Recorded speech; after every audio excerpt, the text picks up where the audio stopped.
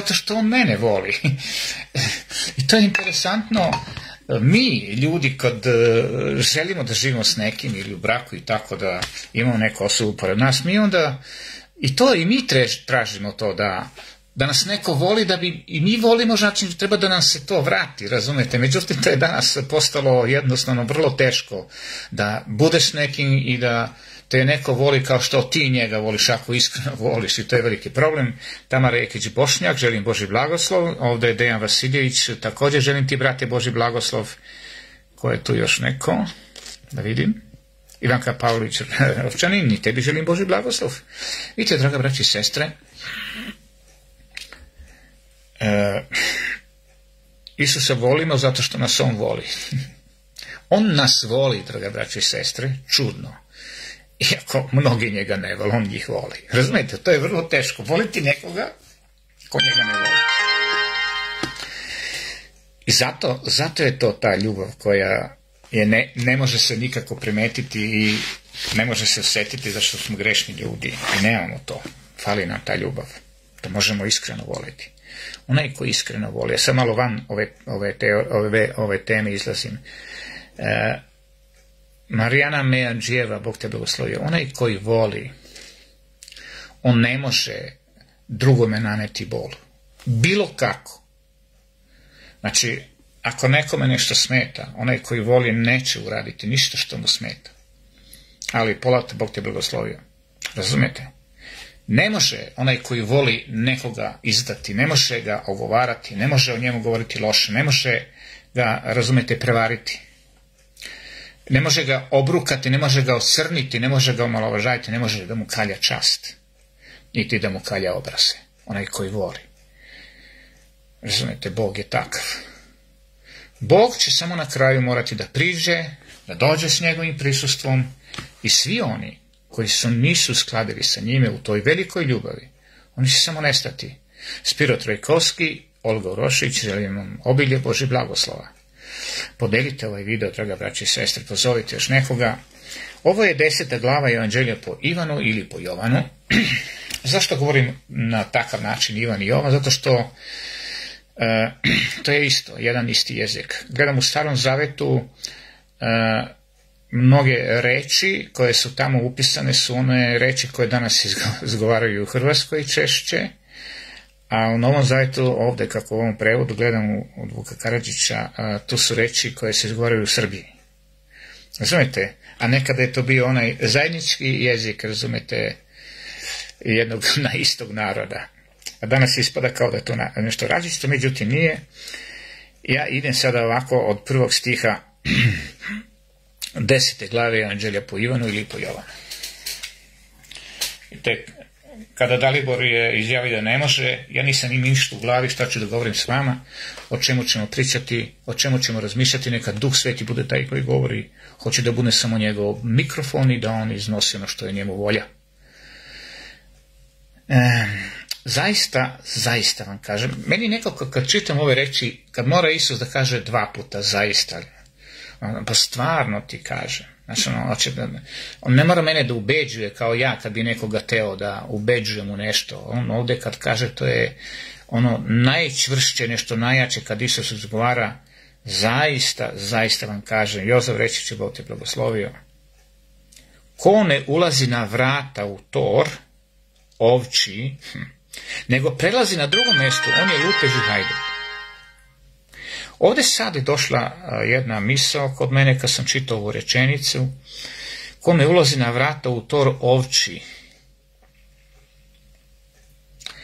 Ko sebe ne vidi da je ovca. Psalmista govori, razumijete? Gospod je pastir moj. On sebe vidi kao ovcu. Izgubljenu ovcu, a Gospoda vidi kao pastira koji ga je pronašao. I ovdje kaže, onaj koji ne ulazi kao ovca, razumijete, u tor ovči, ti moraš biti ovca da uđeš na ta vrata gdje su samo ovce. Mnogo ljudi u svetu bi rekli, ajde, daj pusti me na miru, nisam ja, nađe neku drugu ovcu, kao što su meni prijatelji, moji drugari rekli kad sam ja došao da im svedoči, kad me Bog totalno okrenuo, razumijete, ja došao da im kažem istinu, da, ajde, nemoj da, neću da kažem te reči, idi tamo i ne izliva nečistotu, kaže nađi neku drugu ovcu. Neće da bude ovca. Ali interesantno ovdje, ko ne ulazi na vrata kao ovca u taj tor, da je samo u ta vrata ovčija, razumete, u tor ovčiji, razumete, on ide na neki drugi način, znači to on je lupež, kaže Bog, i hajduk. I sam spasitelj je ušao kroz ovčja vrata.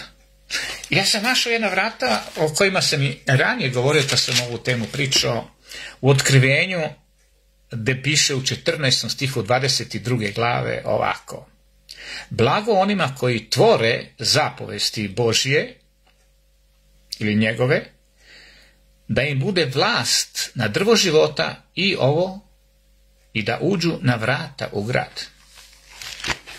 Zar se u grad može ući kroz ovčja vrata? Biti ovca nije lako, draga braće i sestre. Nije lako, tako da neko kaže pa ti si ovca. Ono hoće da kaže glup si kao ovca. Daj, idi tamo, nađi neku drugu ovcu, nisam toliko glup.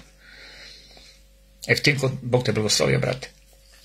Ali onaj koji ne ulazi kao ovca na ta vrata od ovaca, on je lupeš i hajduk.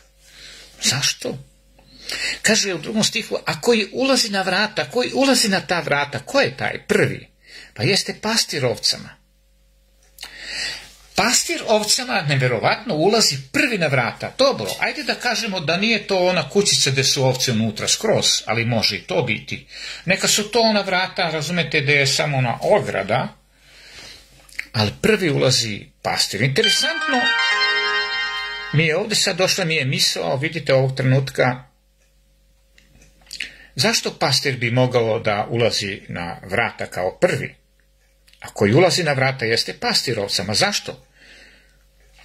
S jedne strane, ako prvi ulazi u tor, onda ulazi unutra kao, na primjer, neko ko bi bio u stanju da zaštiti ovce ako se neko uvukao, neki lupež ili neki hajduk i ušao u taj tor na nekom drugom mjestu. Nije ušao na vrata, nego ušao s neke druge strane, kao onaj što je došao bez svadbenog ruha na svadbu.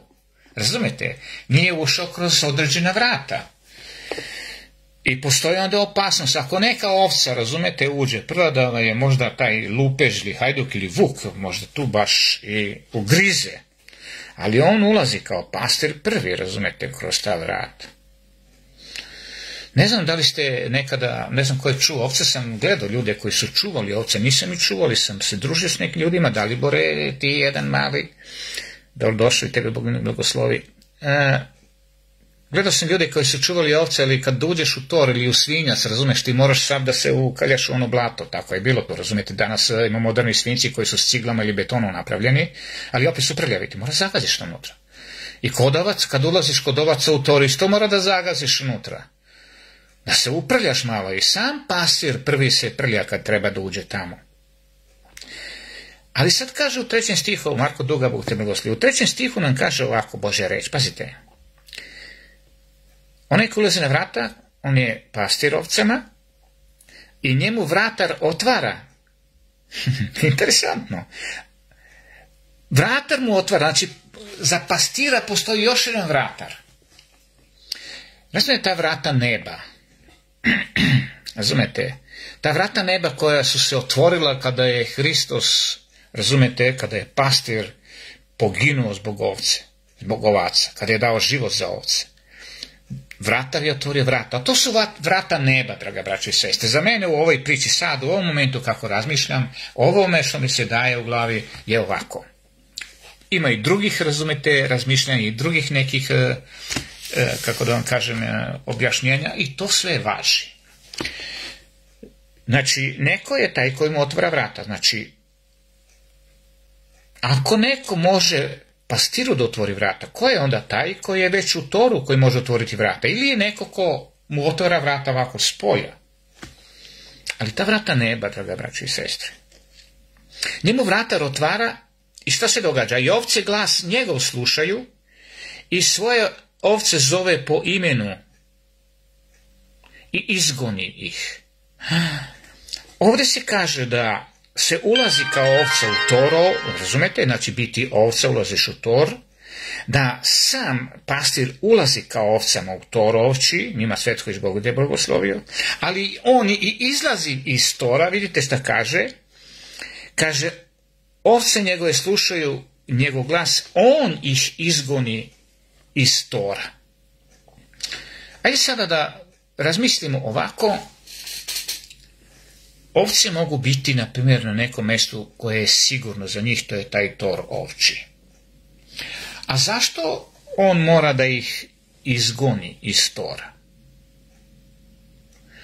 Ajde da uzmemo ovako priliku da ovaj tor, razumijete, neko mjesto koje smo na ovoj zemlji gdje smo mi upali u neku zamku kao ovce.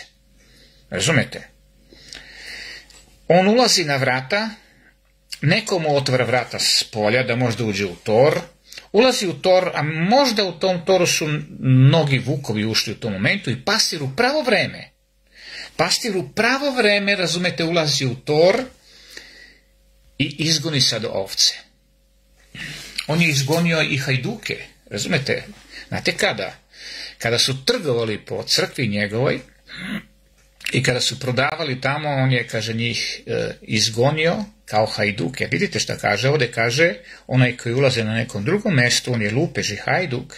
I mnogi su u to vreme kad su prodavali i učinili domom Božjim, razumete, prodavnicu, umjesto da bude dom molitve, on je morao da ih izgoni. Pa, i to su bile njegove ovce. Na neki način, kada gledam te priče, možda bude mnogo toga, razumeš, objašnjenja u vezi toga, Emina Miki, Bog blagoslovio, da je morao da istera ovce iz nekog, razumete, hajdučkog legla ili nekog, gde su bili i lupežija i ovce zajedno, razumete, mi jesmo u dobru i zlu zajedno na ovoj zemlji i mi treba da budemo isterani odavde, možda iz ovog tora na ovoj zemlji gde su lupeži i hajduci, razumete, i ono to koji će da raspudaju ovce i tako dalje. Možda bude i crkva, razumete, u crkvi da su, razumete, ljudi koji su hajduci i lupeži koji rade u crkvama kao pastiri, lažni pastiri, to može da bude, razumete. I onda kaže, on zove svoje ovce po imenu i izgoni ih. Kad kaže po imenu, ja ne znam kako pastor zapamti sva imena tih ovaca i onda kad spomene to ime ovca, ono, i onda do njega dotrči, razumete? Ona zna da on nju zove. Nešto nevjerovatno. Da li smo mi kao, razumete, kao hrišćani koji smo ljudi, koji volimo Isusa Hrista, koji volimo njegovu reč, razumete, da li smo spremni ili da li smo sposobni da čujemo taj njegov glas u određenom trenutku kad nas on poziva da izađemo iz neke hajdučke jame, jazbine ili tako dalje, gdje su upali hajduci, da nas on odatle izvadi. Da li čujemo taj glas? I to je veliko pitanje. On kaže, danas ako glas njegov čujete, nemojte da budete drvenoga srca. Moraš izaći. Mora da te izgoni. I onda kad izgoni, gde ih on vodi? On ih vodi na pašu. Znači tamo gde je bolje. Gde su uslovi bolji. Razumete, draga braća i sestre. Miki Meren, Bog ti blagoslovio. A, kaže, znaju njegov glas. Za tuđinom neće da idu. Wow, kakva je ovo, draga moja braća i sestre, kako je ovo objašnjenje. Nego beže od njega, jer ne poznaju glasa tuđega. Ovdje je interesantno da prave ovce, one koje su ovce stvarno koje vole Boga, one prepoznaju tačno njegov glas.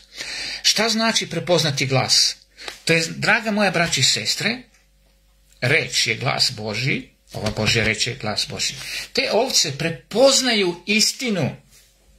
One prepoznaju taj glas i znaju šta im se govori, razumete, ko je taj koji govori? Ako govori neki drugi, to je neka lažna doktrina, razumete, oni neće da ga slušaju, beže od njega.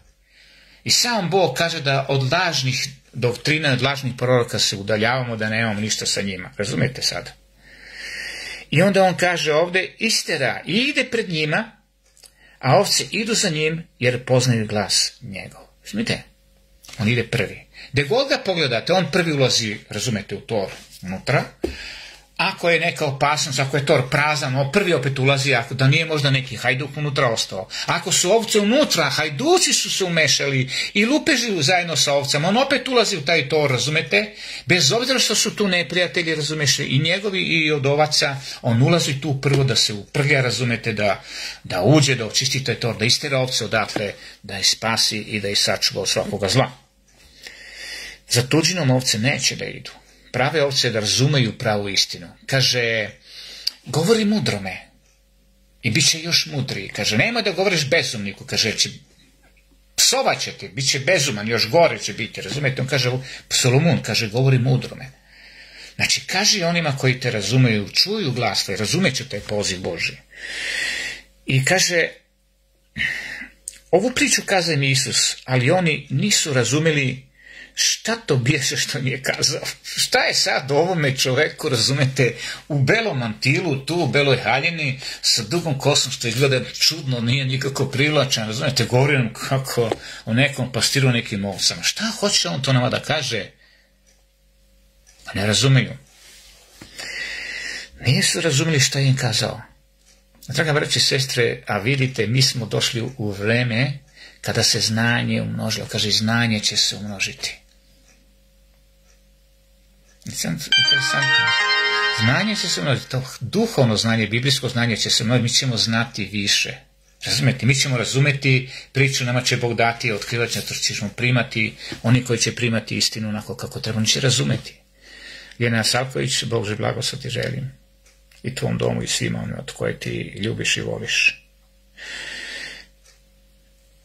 Tada im reče Isus opet, sad im je opet morao kazati, zaista vam kažem, opet ono najozbiljnije govorim, pa ej, ja vam stvarno zaista kažem, to je tako, ja sam vrata ovcama. Sad je pastir, razumete, a sad je vrata. Interesantno, neko njemu otvara vrata, a on je sam vrata.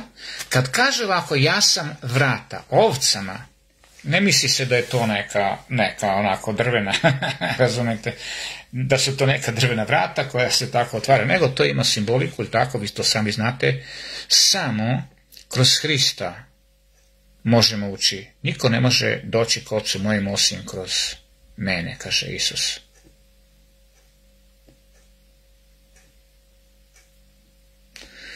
Samo Isus. Ja sam vrata ovcama. Opet je to teško razumeti, razumete, šta nam on priča o ovcama i o pastirima, šta želi da nam kaže? A on njima sada da im još više pokrene mozak, nije im totalno otkrio priču, ali kaže, ja sam vrata ovcama. On sad govori o sebi, ne samo da je pastir, nego i vrata. David je znao da je on taj pastir, zato kaže, Gospode pastir moj, ništa mi neće nedostajati. Vodi me na tihu vodu i tamo na pašu i to i tako dalje. E sada, kaže u 8. stihu ovako, svi koliko ih god dođe pre mene, lupeži su i hajduci, ali ih ovce ne poslušaše. Ko su ti koji su došli pre njega? Znate, sad ću nabrojati ovako. Na ovu zemlju, razumete, koji su došli pre njega, to su bili, razumete, svi oni koji su se predstavljali da su vodiči ovaca, razumete, da su pastiri, koji su trebali da se brinu o ovcama, o glupim ovcama, o bezumnim ovcama, o onima koji su ovce koje su bile u stanju brzo da se izgube i da se odvoje od stada. Ovce, razumete, koje su mogle začas biti pojedene od vukova. Za takve ovce, razumete, su dolazili oni koji su bili ranije i predstavljali su se kao dobri pastiri. Za mene su to bili oni ljudi koji su bili ono vreme Hristovo, koji ga nisu prepoznali i nisu ga primili. Za mene su to ljudi koji ga danas isto ne primaju, koji dolaze, razumete, kao da su neki pastiri. Svi koji su došli pre njega, to su lupeži i hajduci. Zašto? Zato što lupeži i hajduc prvi će ući na neka vrata tamo, u ovči tor, razumete, da sačeka ovce da bi ih tamo, razumete, klao. A doći pre njega. Zbog toga, draga braća i sestra, niko od nas, niti bilo koji propovednik, niti bilo koji starešina, niti bilo koji lider, ni ja, ni niko, razumete, nema nikakvu čast u tome, razumete, da se predstavi da je on neki pastir. Nisam ja taj, razumete, ja samo mogu biti primjer ako u meni Hrist živi. Da me on vodi, to je opet njegovo delo, nije moje, jer njemu sve pripada. Rekao je da će pastire, da će ih kazniti, tako je. I onda, ovdje kaže ovako, Oni su hajduci, lupeži, a ja sam vrata. Ko uđe kroz me, znači niko neće doći ocu osim kroz mene. Ko uđe kroz mene, kaže ovako, spasit će se. Elizabeta Mustava, Bog vas blagoslovi. Oni će se spasiti koji kroz Hrista ulaze.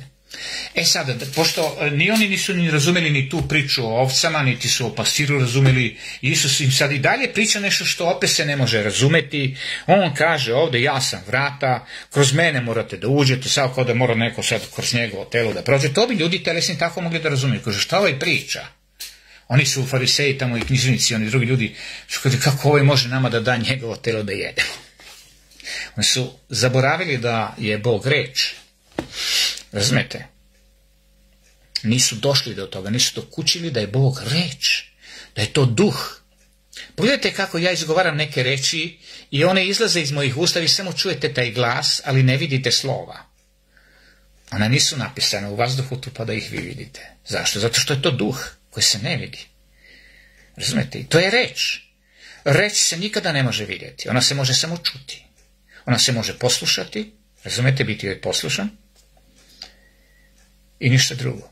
Vidjeti je ne možeš. Ti možeš samo da je kombinuješ, da dobiješ viziju kako izgleda, pošto si naučio slovo u školi i znaš koje je slovo i koja je reč, kako se, razumete, izgovara. Ali ti ne možeš vidjeti, možeš je vidjeti samo na papiru i po slovu, ali slovo ubija, znači moraš biti u duhu. I to je ono, učenici još to ne mogu da razumiju, sada on kaže, kroz mene morate da uđete i onda ćete biti spašeni. Sad kako ćemo to objasniti? Da uđemo kroz Hrista. Raja Milošić, želim Božji blagoslovi tebi.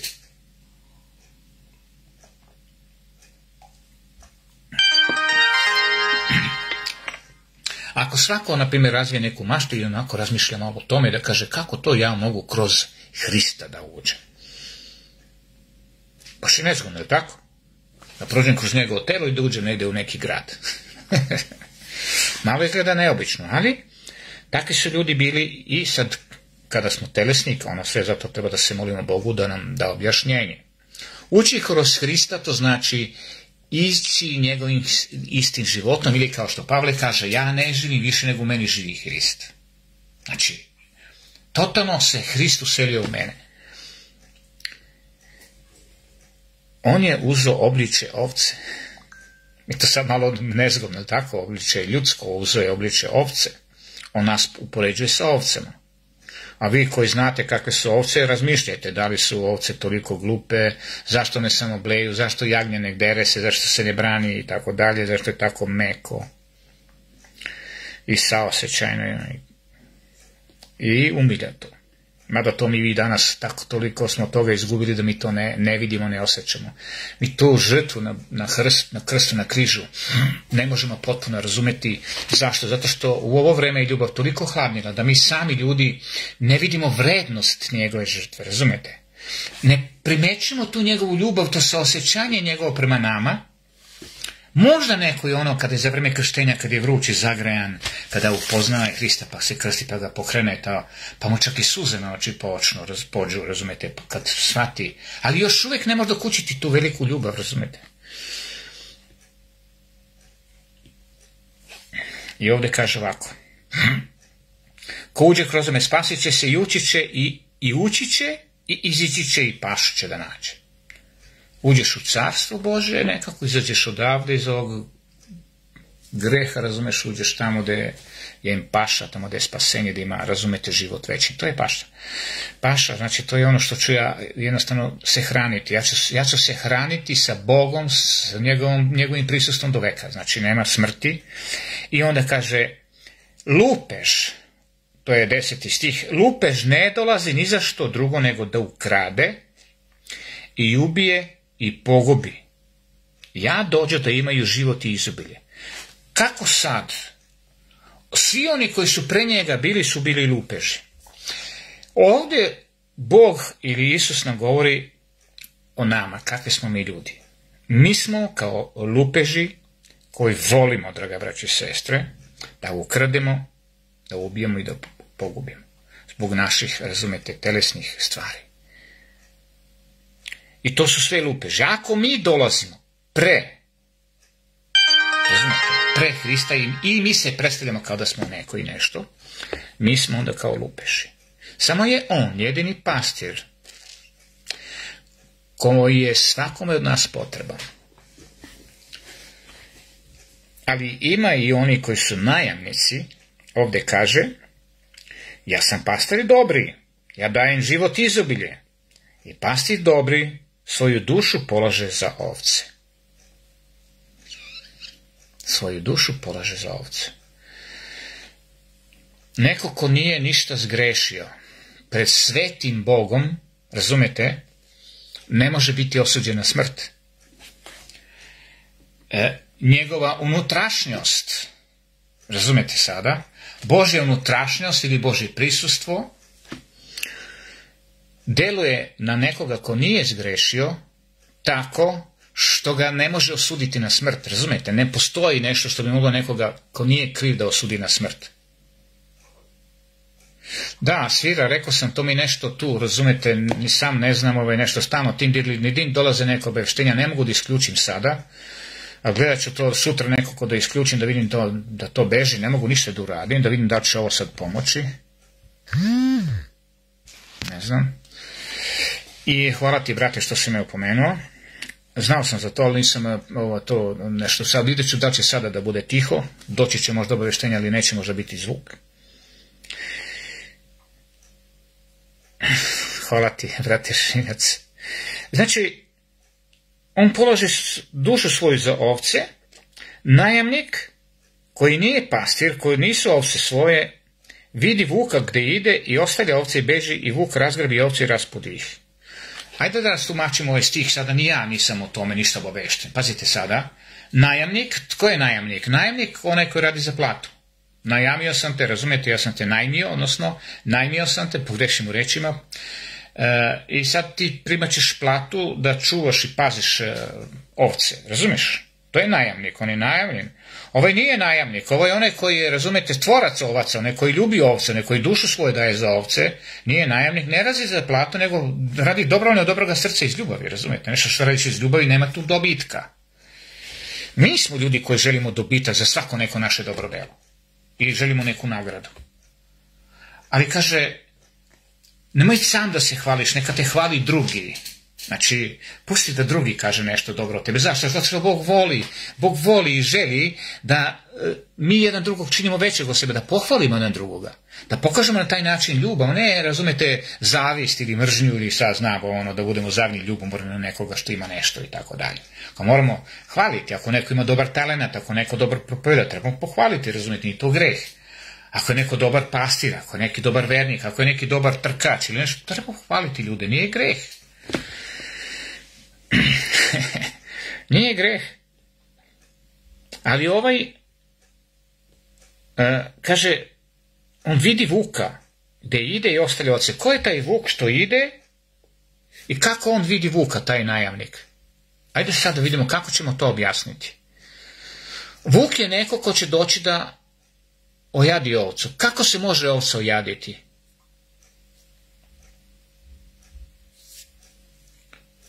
Povredit će, ugrišće. Znači, svaki ugriš, svaki ujed.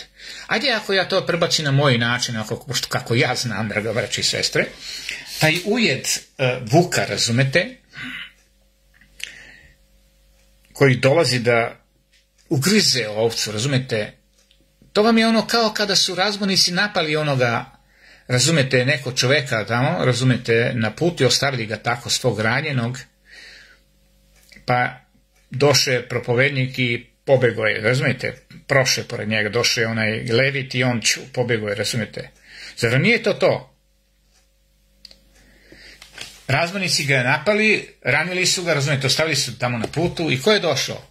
Došao je Samarjanin nekakav. Vidite, vuk, to su ljudi koji ranjavaju druge. Vukovi su ljudi, razumijete, i to su hajduci koji su tu jednostavno da druge ranjavaju. Da gledaju njihove greške, da mogu da ih ujedaju, razumete sada, da ih vređaju.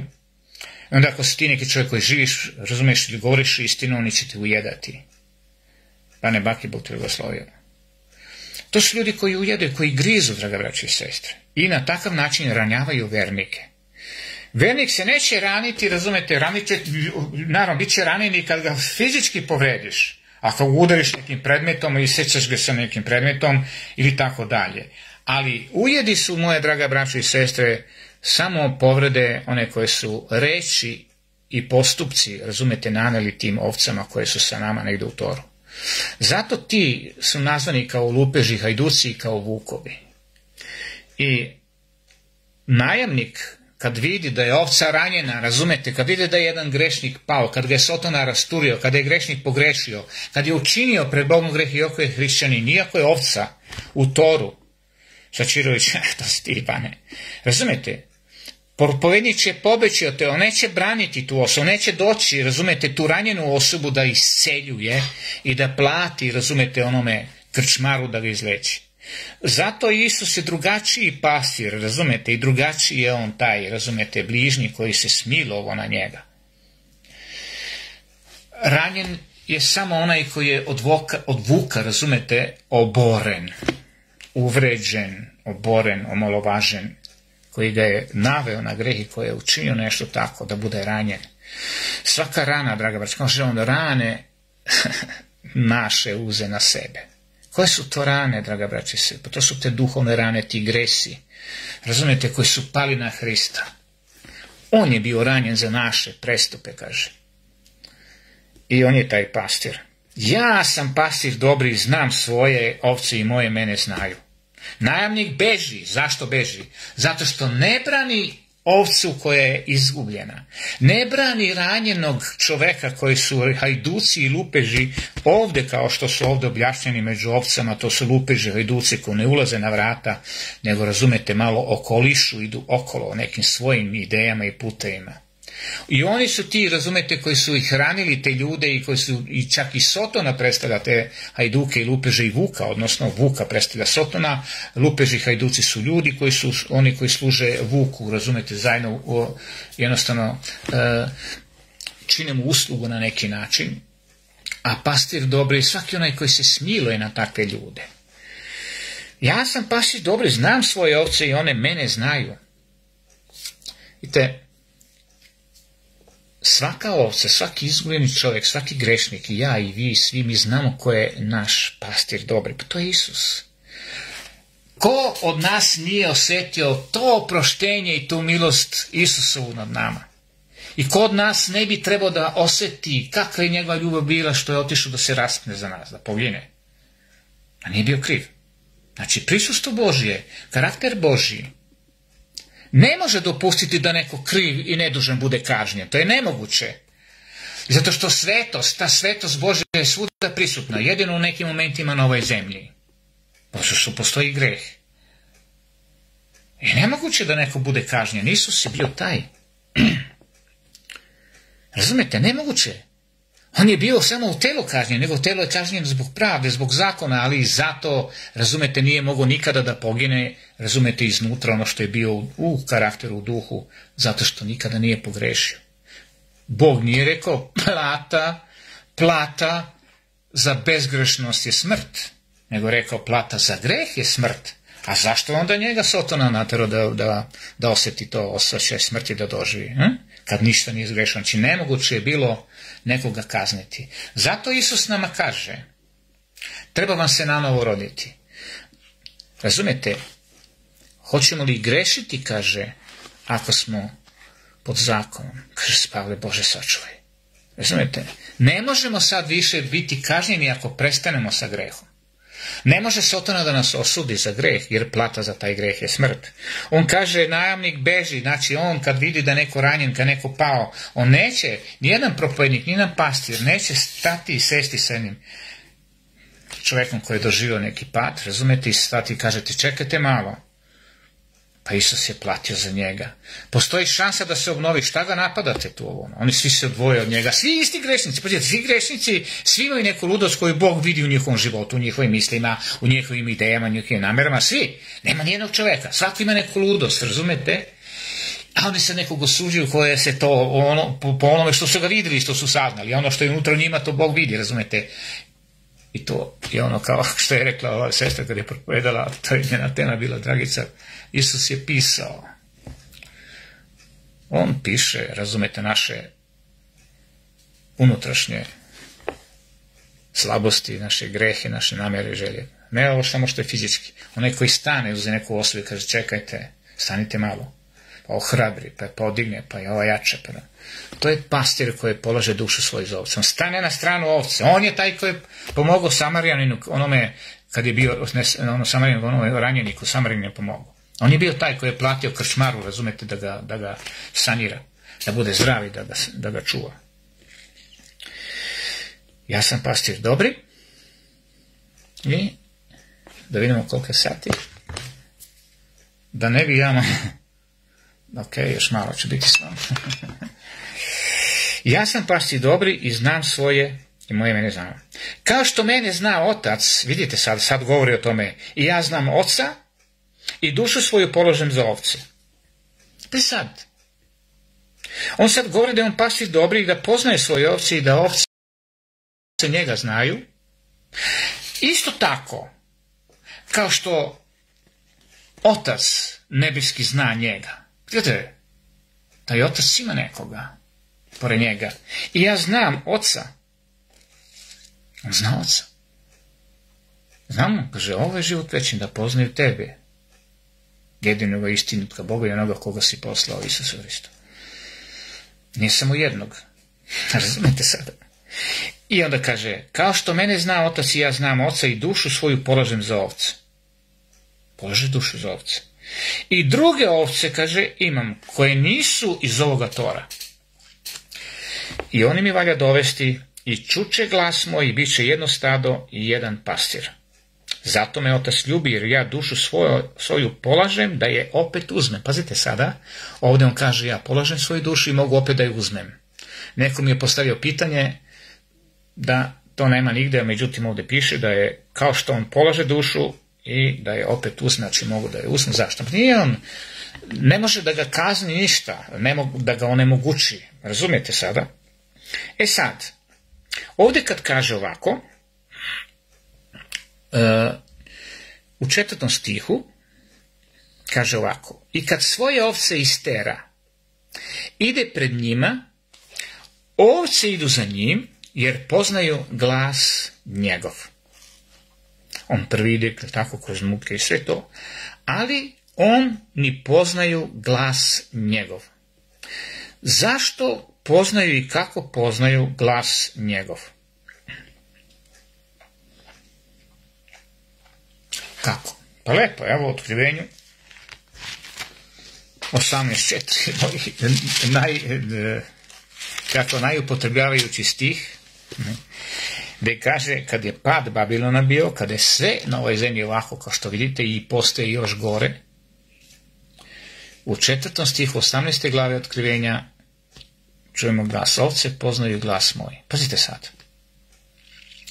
I čuh drugi glas neba koji govori, iziđite iz nje, narode moji, iz babilonske nauke, iz te grešne nauke, da se ne pomešate u grehe njezine.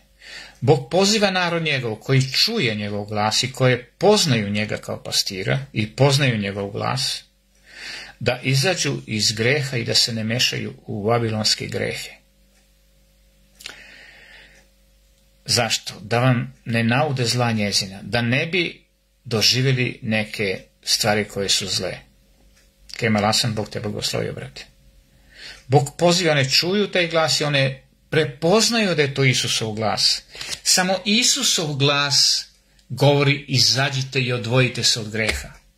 Pokajte se, kaže, da se očistite od greha svojih i da dođe odmaranja od lica Gospodnjega. Jer lice Gospodnje je gnevno na sve one koji čine bezakonje.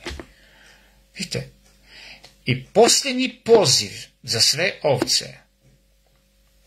Kako ćemo mi kazati da poznamo taj glas?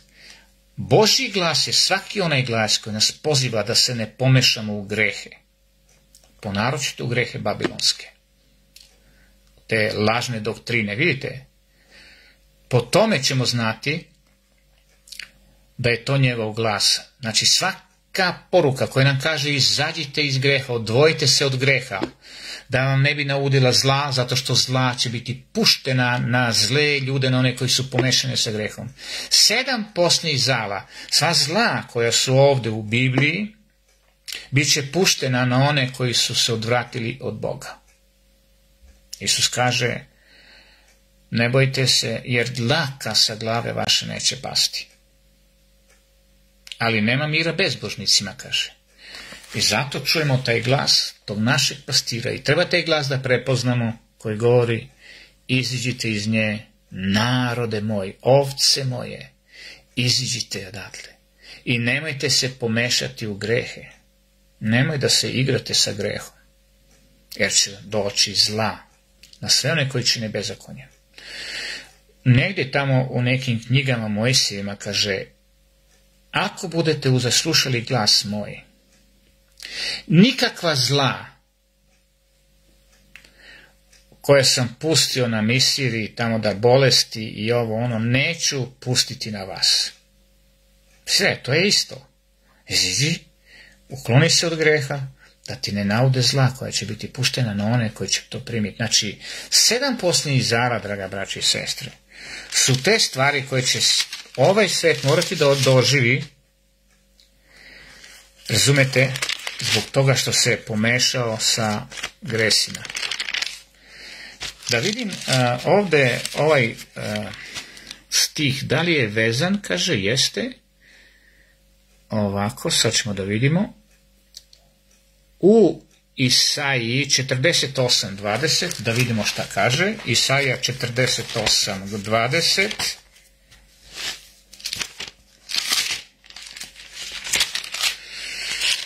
Da vidimo šta nam kaže. 48:20 kaže ovako. Izidite iz Babilona, bježite od Haldejaca, glasno pjevajući objavljujte, kazujte, razglašujte do krajeva zemaljskih i recite, izbavi Gospod slugu svojega Jakova. Svako nek stavi svoje ime tu, izbavi Gospod slugu svojega. Emilija, Dragana, Baneta, Kemala i tako dalje. Razumete? Iziđite iz nje, narode moji, da se ne pomešate u grehe njezine. Na neki način ovo večeras nam je bila poruka da znamo da naš pastir, on je jedini koji polaže dušu za ovce, on je taj koji poziva ovce da izađu iz greha. Svaki pastir koji ne poziva ovce da izađu iz tora, iz greha, iz Babilona, to je taj vuk ili lažni pastir, to je najamnik. Najamnik, znate zašto on tako deluje? On ne poziva ljude, ne poziva, razumete, ovce da izađu iz greha, zato što njemu godi da ima što više ovaca, razumete, tako nadahnutih, jednostavno da ne moraju jednostavno ništa da urade, da mogu da žive u grehu i svuda i tako taj pastor pridobija ovce više nego onaj koji je, razumete, došao da se žrtvuje i koji poziva da se izađe iz greha. Jer on ima dobitak, razumete, taj pastor, on ima dobitak, taj koji je u stvari najamnik i koji predstavlja lupeža i hajduka. Neka Bog blagoslovi sve vas, draga braći i sestre. I za ovo veće hvala velikom Bogu. Hvala mu za divnu Bibliju. Hvala mu za veliko blago koje nam je poklonio i dao. Da nema toga, draga braći i sestre, najvjerojatnije mi se ne bi nikada ni rodili, odavno bi to sve nestalo i Bog bi živio u skladu sa kako on hoće. Međutim, pošto Bog nas sve voli i Bog daje slobodnu volju i želi da mu služimo iz ljubavi, iz radosti, što osjećamo to prisustvo njegove ljubavi, tog pastira koji se žrtvuje, draga braći i sestre, neka bude tako u našem životu. Ajde da se pomolim pa da idemo. Veliki naš Oče i Bože koji si na nebu, hvala ti za svaku divnu poruku i hvala ti, Gospode, što si dao jedinoga pastira i taj glas koji čujemo da nas poziva da izađemo iz greha, da se ne mešamo u grehe, Gospode, jer će zla i ta posljednja zla, 7 zla biti puštena na bezbožnike, Gospode, ne na narod tvoj koji ti je pošten i veran. Ne, Gospode, nego onaj koji te ne budu čuli i koji te ne budu slušali. Na najamnike, na vukove, na hajduke, Gospode. ali se smiluj na svakoga, naša molba i molitva da se svako spasi, jer to je i tvoja želja. Molim te za ovaj narod koji je tu prisutan i koji će biti prisutan, možda i sutra, ne znam tako, da ti blagosloviš, Gospode, i da otvoriš umove i naša čula, sva naša čula, Gospode, da možemo tebi na slavu da ih predamo, Gospode, da se ti s njima služiš. A ti nas odbrani od neprijatelja, da oni svih koji nas varaju, Gospode, i lažu. U ime Isusa Hrista. Amin.